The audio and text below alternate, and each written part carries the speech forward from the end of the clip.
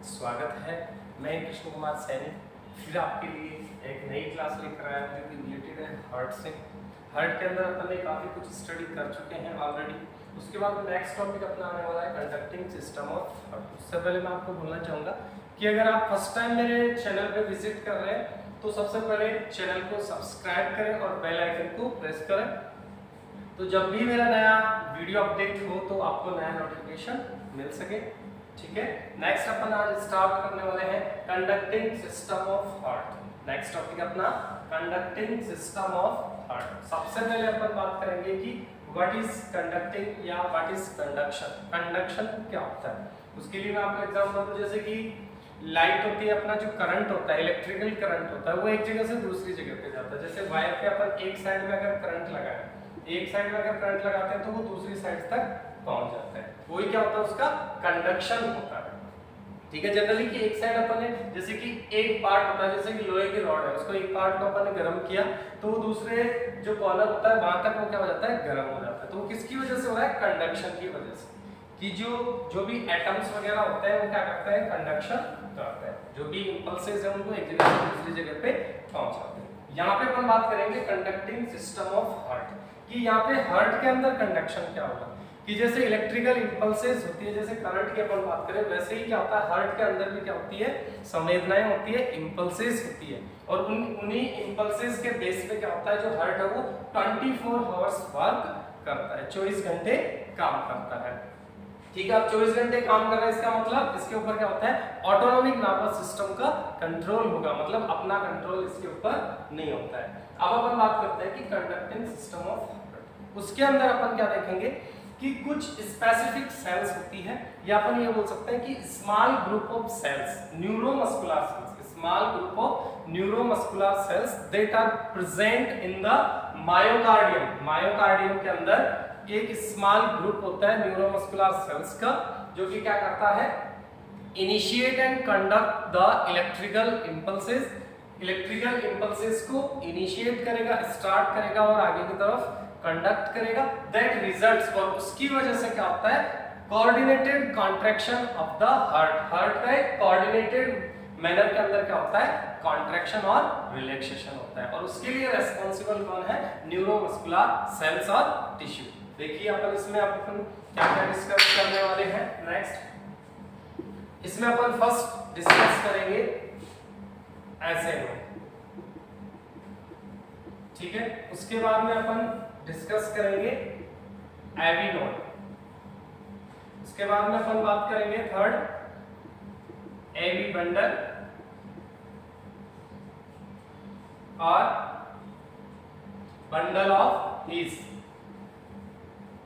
Bundle of His, ठीक है। और उसके बाद में अपन बात करेंगे पुर्किंजे फाइबर्स, पुर्किंजे फाइबर्स। चार स्ट्रक्चर्स, चार स्पेसिफिक न्यूरोमस्कुलर सेल्स। मैंने अभी बताया कि कंडक्टिंग सिस्टम ऑफ हार्ट में क्या होता है कि हार्ट के अंदर कुछ स्पेसिफिक न्यूरोमस्कुलर सेल्स होती है, और वो न्यूरोमस्कुलर सेल्स का जो ग्रुप है वो चार टाइप्स में अपन उसको डिवाइड करते हैं। फर्स्ट वन होता है ऐसे नोड। सबसे पहले अपन बात करेंगे ऐसे नोड। ऐसे नोड को अपन बोलेंगे साइनोएट्रियल नोड। ऐसे नोड को क्या बोलते हैं, साइनोएट्रियल नोड। ये भी क्या हुआ है, स्पेशलाइज्ड न्यूरोमस्कुलर सेल्स का एक ग्रुप होगा, जो कि कहां पे प्रेजेंट होता है, जिस जगह पे, जैसे कि अपन हार्ट की बात करें, जैसे right atrium, left atrium, right ventricle और लेफ्ट वेंट्रिकल। ये जनरल अपना हार्ट है। हार्ट के अंदर क्या होता है, चार चैम्बर होते हैं, ऑलरेडी अपन ने डिस्कस किया है। तो ये जो फर्स्ट अपना ऐसे node, sinoatrial node, sinoatrial node मतलब ये कहां पे प्रेजेंट होगा, एट्रियम में। जिस पॉइंट पे, जिस जगह पे क्या होता है, एसवीसी, सुपीरियर वेना केवा की ओपनिंग होती है, उस एट्रियम की वॉल के अंदर, उस एट्रियम की वॉल के अंदर जो न्यूरोमस्कुलर टिश्यू होता है, स्पेशलाइज्ड सेल्स का जो टिश्यू होता है, उसको अपन बोलते हैं ऐसे नोड। और मैंने अभी बताया था कि न्यूरोमस्कुलर सेल्स का मेन फंक्शन क्या होता है, न्यूरोमस्कुलर सेल्स क्या करती है कि जो भी इंपल्सेस होती है, इलेक्ट्रिकल इंपल्सेस, उनको इनिशिएट करना, स्टार्ट करना और कंडक्ट करना।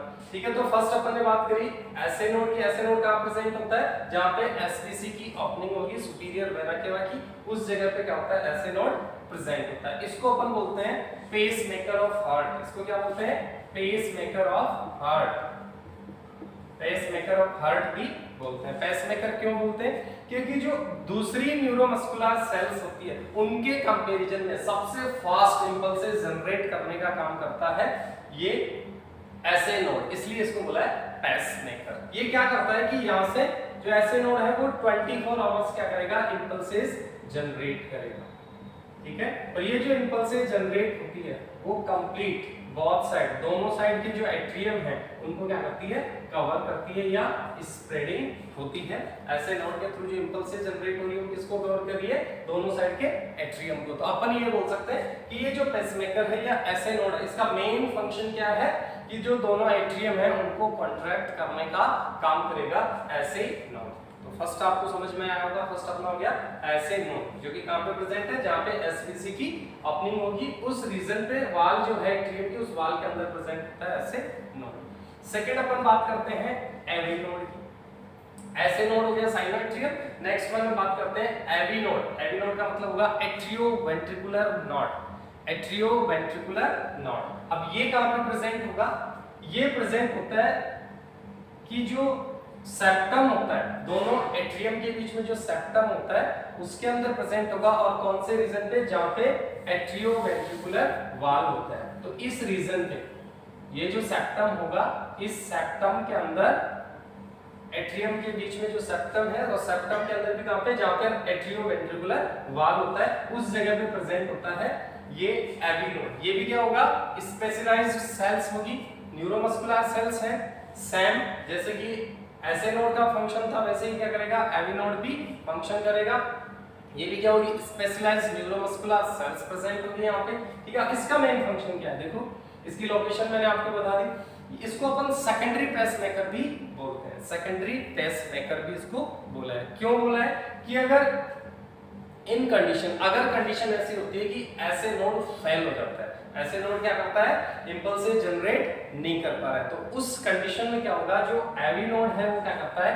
इंपल्सेस जनरेट करता है। और ये जो इंपल्सेस होती है वो आगे क्या होगी? फर्दर कंडक्शन करेगी, आगे की तरफ पहुंचाने का काम करेगी। एक तो ये हो गया कि अगर ये फेल हो जाता है, या अपन ये बोल सकते हैं कि जो ऐसे नोड क्या करता है? इंपल्सेस जनरेट कर रहा है। ये जो इंपल्सेस दोनों एट्रियम को कवर कर रही थी, ये क्या करेगी? स्ट्राइक करेगी, इसको क्या करेगी? स्टिमुलेट करेगी एवी नोड को। और जैसे ही एवी नोड स्टिमुलेट होगा और इससे क्या होगी? नेक्स्ट इंपल्सेस जनरेट होगी।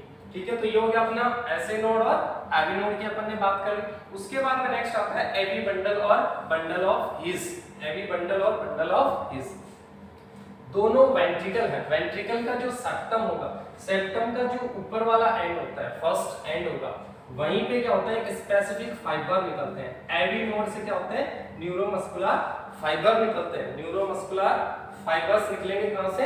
एवी नोड से। और वो जो फाइबर्स निकल रहे हैं उनको बोला अपन ने एवी बंडल या बंडल ऑफ हिज।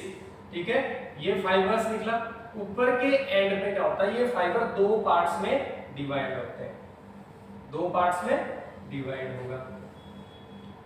ठीक है, दो पार्ट्स में डिवाइड हो गया। तो ये जो फाइबर निकला एवी नोड से, जो स्पेसिफिक फाइबर निकलता है उस फाइबर को अपन बोलते हैं एवी बंडल या बंडल ऑफ हिज।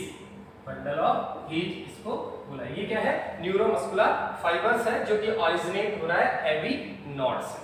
ठीक है, उसके बाद में जो ऊपर वाला एंड है वहां से ये फाइबर दो पार्ट्स में डिवाइड हो जाता है।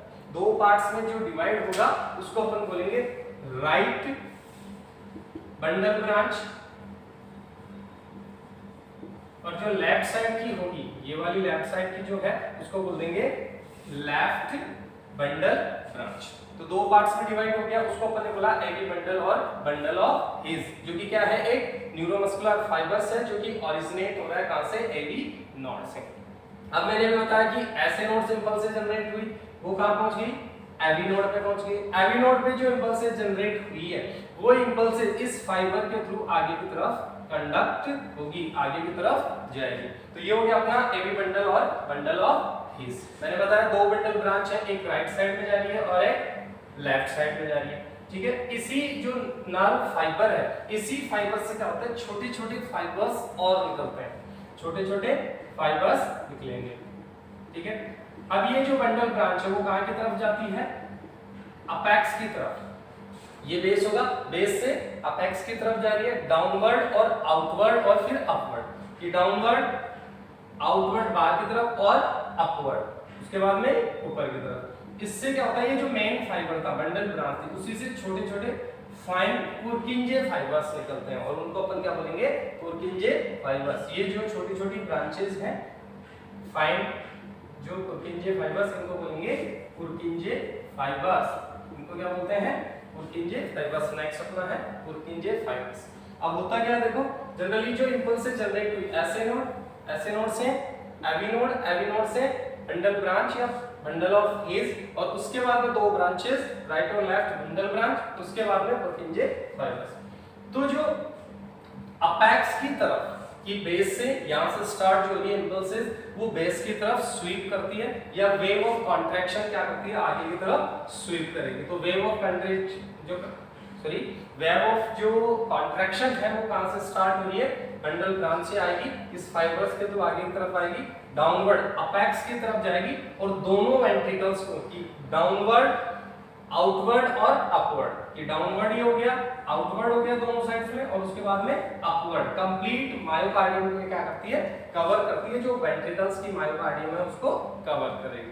तो जैसे ही ये वेव ऑफ कॉन्ट्रैक्शन आएगी वेंट्रिकल्स के अंदर, तो ये क्या करेगी, जो पुरकिंजे फाइबर्स है ये सेंसेशन प्रोवाइड कर रहा है किसको, मायोकार्डियम को, और मायोकार्डियम क्या करती है, यहाँ पे कॉन्ट्रैक्शन करेगी दोनों वेंट्रिकल्स का, और वेंट्रिकल्स का जो कॉन्ट्रैक्शन होगा उससे क्या होगा कि जो लेफ्ट वेंट्रिकल है वहां से निकलेगी एरोटा, तो यहाँ से तो क्या होगा, जो ब्लड है वो इसमें चला जाएगा एरोटा में, और यहाँ का जो ब्लड है वो कहाँ चला जाएगा, पल्मोनरी आर्टरी के अंदर। ऑलरेडी अपन ने डिस्कस किया है, ठीक है। तो जो ऐसे नोड है वो रेस्पॉन्सिबल है एट्रियम के कॉन्ट्रैक्शन के लिए, और पुरकिंजे फाइबर्स या एवी नोड या बंडल ब्रांच कंप्लीट रिलेटेड है किससे, वेंट्रिकल्स के कॉन्ट्रैक्शन के लिए।